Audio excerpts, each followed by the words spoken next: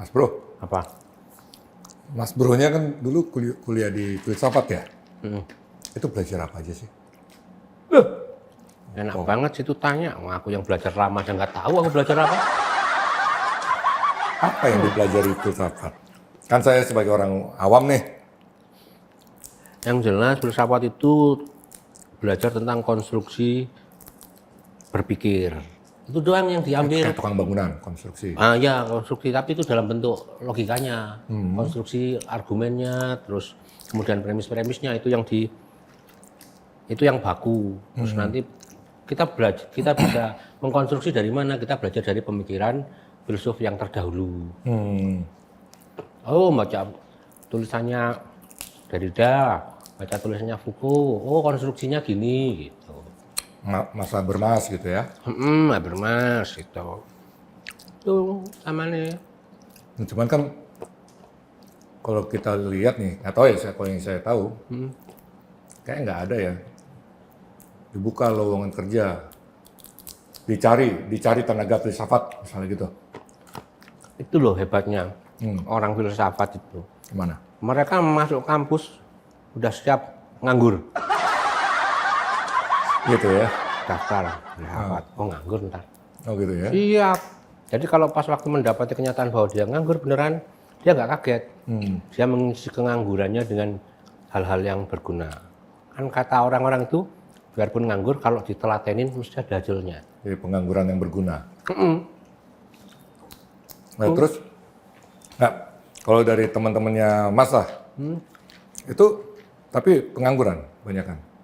Nggak ada yang pengangguran. Oh nggak ada yang pengangguran? Mereka berkarya. Oh, Biarpun mereka secara kasat mata nggak bekerja formal, tapi mereka berkarya, punya karya mereka. iya. Berarti kalau ini kan kapan hari ada wacana nih, program-program studi yang mau diberangus lah, mau dilikuidasi. Filsafat kira-kira? Ya nggak apa-apa, berapa diberangus. Oh ya, nah Nggak apa-apa. terus? Dan nanti filsafatnya tinggal bikinnya filsafat membuat roti gitu. Artinya gini itu kan wacana itu aku juga denger sih. Ini jurusan-jurusan yang nggak punya link and match dengan dunia kerja, Ya, itu akan dihapuskan. ya. Sarannya gitu. Yang penting universitasnya aja yang dihapus. Oh sekalian universitasnya? Ya iyalah. Kenapa tuh? Ya itu kan mereka nggak butuh melahirkan ilmuwan, butuhnya menjadi pekerja kan. Iya, iya. Ya ngapain sekolah tinggi-tinggi jadi pekerja? Berarti atau janganlah dihapus ya kan apalagi kampus Mas itu salah satu kampus tertua di Republik ini. Nggak apa-apa dihapus, udah ganti aja lembaga kursus. Kalau lembaga kursus saja di Ya kan Jogja tujuannya ya? gitu, iya tujuannya. atau biar keren vokasi ya. Nah itu. Nanti yang jadi pemikir-pemikir gitu udah nggak ada, nggak usah lah, nggak penting bagi Republik ini. Ya makanya kan kapan hari itu apa Pak Badri Munir Sukoco nih saya baca beritanya soalnya pelaksana tugas Sekjen Kementerian Pendidikan Tinggi Saintek, keren namanya. Nah itu dia bilang ini kondisinya itu dari tiap tahun itu Indonesia melahirkan sekitar 1,7 juta sarjana dan 200.000 diploma yang lulus. Nah dari jumlah itu dia juga mencontohkan jadi setiap tahun itu ada 490.000 lulusan jurusan kependidikan. Padahal yang dibutuhkan cuma 20.000. Kan nanti bisa kerja di KPU, jadi politisi. Bisa juga sih ya. Bisa juga. Emang kalau yang disebut link and match, emang di negara kita semuanya link and match. Ya kalau misalnya saya pernah lihat data KPU dan KPUD itu memang banyak tuh sarjana pendidikan. Nah, jadi guru. Agama. Harusnya kan guru atau pendakwah kan kalau sarjana agama itu kan. Jadi mudin kalau di kampung. Nah kalau itu yang salah pendidikannya atau dunia kerjanya? Atau sebenarnya memang tidak ada tidak harus ada hubungan sebab akibat gitu. Emang nggak ada yang salah. Nggak ada yang salah berarti ya? Nggak ada yang salah. Biarin aja gitu kalau dia beneran maksudnya mau link and match, ya udah bongkar aja universitasnya, ganti lembaga kursus kan gampang. Kita lihat selama 1 dekade ke depan. Jadi apa bangsa ini? Gampang. Dia orang pinter loh ya. Pintar, guru besar. Apalagi guru besar. Besar di guru. Nah, cuman itu jadi ketika dia mengungkapkan bahwa banyak sarjana kependidikan yang berpeluang menjadi pengangguran, itu Kementerian Pendidikan Dasar dan Menengah, Kementerian Kemendikdasmen, itu awal tahun ini dia pernah bilang bahwa Indonesia masih kekurangan hampir 500.000 tenaga pendidik. Nah, terus ketika dibilang bahwa 2028 Indonesia akan oversupply dokter, itu awal tahun ini juga, itu Pak Presiden Prabowo Subianto, itu pernah sampai mengumpulkan 1.200 rektor se-Indonesia, dan membahas bagaimana percepatan untuk pemenuhan kebutuhan sekitar 100.000 dokter. Itu kan. Iya. Jadi dia mikirnya sekarang aja. Nggak ada roadmap-nya untuk 10 tahun ke depan. Apa satu dasawarsa ya? 10 tahun. Ya. Atau 1 dekade ke depan. Itu karena lulusan filsafat jadi nggak tahu dasawarsa itu apa? Iya, itu kan nggak diajarkan. Meskipun diajarkan aku lupa. Kan nggak terlalu penting juga. Iya. Nah, itu.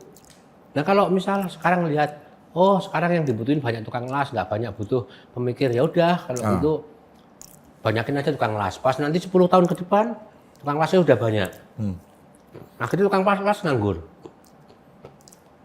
Nah, ini juga ada data menarik juga. Tapi ini memang 2025 ya. Itu dari BPS. Resmi dong, ya kan.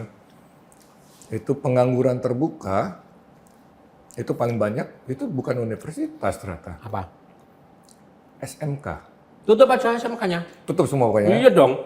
Baru yang berikutnya, setelah SMK, SMA umum. Tutup juga? Iyalah. Gimana? Kan logikanya harus tepat. Ini pejabat loh yang ngomong. Iya. Pejabat, guru besar lagi. Guru besar. Nah makanya ketika kan apalagi kayak SMK memang ditujukan untuk bisa langsung masuk dunia kerja ya kebanyakan ya. Jadi orang-orang yang menciptakan orang-orang spesialis dengan keahlian supaya lulus SMK tuh bisa langsung kerja. Tapi ternyata data dari BPS menunjukkan ya pengangguran tuh paling besar itu di SMK. Nah, berarti SMK masih belum link and match? Belum. Ya anak-anak SMK. Ya mungkin lah SMK yang di daerah industri mungkin gampang gitu ya. Nah, tapi kalau SMK yang di daerah jauh dari industri terus kemudian kurikulumnya dipakai industri, mau ngapain mereka? Ya. Kurikulumnya kan harus lokal. Maksudnya kalau di situ daerah pertanian ya kurikulumnya pertanian. Kalau industri pabrik ya kurikulumnya pabrik. Jangan pula di daerah yang pegunungan, kurikulumnya soal nelayan. Iyalah. Itu anak kecil aja tahu itu. Oh iya. Maksud yang guru besar itu nggak tahu. Mungkin dia tahu gitu loh. Tapi lupa. Mungkin lupa. Dan kalau menurut dia kan salah satu penyebab oversupply beberapa bidang ini karena banyak kampus yang kayak FOMO, mendirikan program studi itu berdasarkan yang lagi viral. Lagi hit. Nah, cuman makanya ini yang benar yang mana ya? Kalau gitu kan kontrolnya jadi dia yang di Kemenristek. Cuman yang tahu kebutuhannya kan kementerian lain. Lah iya. Soal guru Kemendikdasmen. Kalau tadi kan yang jurusan kan di bawah dia Kemenristek. Ya. Dikti. Jadi kalau mau ngajuin jurusan baru, orang-orang Kemenristek Dikti itu yang digaji dari pajak, gajinya gede-gede, sudah bisa proyeksi, 10 tahun ke depan itu yang dibutuhin ini. Ya. Jadi kampus itu harusnya mainnya di sini. Ya. Itu Itu memang kita belum tahu sih, katanya kan itu berdasarkan hasil studi ya, cuman kita belum tahu studinya seperti apa, seberapa komprehensif, siapa yang melakukan studi, kapan studi itu dilakukan, ya kan? Berarti masih katanya. Ya kata Pak PLT Sekjen itu sudah melalui studi. Oh iya, berarti katanya Pak PLT Sekjen. Ya kan kalau ada penyelenggara negara yang mengatakan mau nggak mau kita percaya tuh. Bener. Ya cuman kalau kita nggak percaya sama mereka, kita yang salah. Kita bayar mereka, kita nggak percaya sama mereka. Cuman yang jadi persoalan itu, ya dibilang bakal oversupply dokter, Pak Presiden bilang mengundang 1.200 rektor untuk percepatan pemenuhan kebutuhan dokter. Absurd ya. Absurd. Mendingan aku sekolah filsafat udah dari awal udah absurd. Jadi ketemu dengan pernyataan-pernyataan yang absurd gini, yang dari pejabat-pejabat kita, nggak kaget tuh. Nggak kaget ya? Nggak kaget. Bedanya cuma yang absurd filsafat itu berbobot, yang absurdnya yang ini nggak ditinggal aja lah. Gitu. Berarti daripada hanya fakultasnya filsafat yang dihapus, universitasnya karena universitas itu nggak didesain untuk bikin orang-orang apa ya? Ya universitas namanya universitas. Ya. Yang lahir di situ adalah ilmuwan, Ya. pemikir, penemu. Ya, saya ingat ketika saya studi terakhir itu yang menjadi syarat untuk tugas akhir itu lulus, salah satunya adalah harus mengadopsi 100 buku misalnya. Nah, itu memang tidak dibutuhkan di dunia kerja kan ya, baca 100 buku ya. Tapi kan kemudian otak kita kaya, otaknya. Macam-macam pengetahuan, cara berpikir, sistem logika, itu kan bentuknya dari situ. Jadi meskipun dia tidak mendapat kerja formal, cuman paling tidak dia kaya pemikirannya. Dia kaya dengan pemikirannya. Dan dia akan berkarya. Rentetannya kan gitu. Masa orang pemikirannya nggak kaya terus bisa berkarya, nggak mungkin. Apa yang ada dalam pikiran dia sehingga bisa diwujudkan dalam karya? Kan harus ada di sini dulu, baru kemudian muncul. Tapi yang banyak pekerja kan tidak butuh itu. Nah makanya itu. Yang penting dia datang sesuai jam kerja, ya kan? Absen sidik jari. Duduk di tempat dia duduk. Tukangnya tempel. Nah, beres. Udah. Daripada ribut-ribut soal jurusan, universitasnya aja tutup. Dan yang mestinya juga dipersiapkan adalah itu di beberapa negara itu malah ada beberapa fakultas yang ditutup karena ternyata sudah ya tidak relevan dalam artian sudah bisa dikerjakan AI. Nah, kalau alasannya seperti itu, ya oke. Mau gimana? Wong AI itu bisa dipelajari nggak harus di bangku sekolah. Ya. Kan gitu. Tinggal masukin prompt. Kalau yang harus belajar di bangku sekolah ya itu yang dipertahankan. Kalau misal bisa belajar di manapun nggak usah bangku sekolah, ya udah ngapain? Wajibnya orang itu kan belajar kan sekolah. Bebas dari sekolah ya? Iya, belajar entah itu mau di sekolahan, mau di mana terserah. Yang penting belajar, itulah. Kan sekolah adalah tanda orang. Ini kata Rocky Gerung. Aku suka kata-katanya. Gimana tuh? Ini sekolah itu tanda orang. Ijazah itu tanda orang pernah sekolah, bukan tanda orang pernah berpikir. Oh, iya. Itu bukan kata motivator itu ya? Kalau nggak salah ingat itu Rocky Gerung yang ngomong. Gitu ya. Bener orang sekolah Pak, nggak mikir juga banyak? Banyak. Yang ngakal-ngakalan juga banyak kan? Belum lagi yang katanya palsu.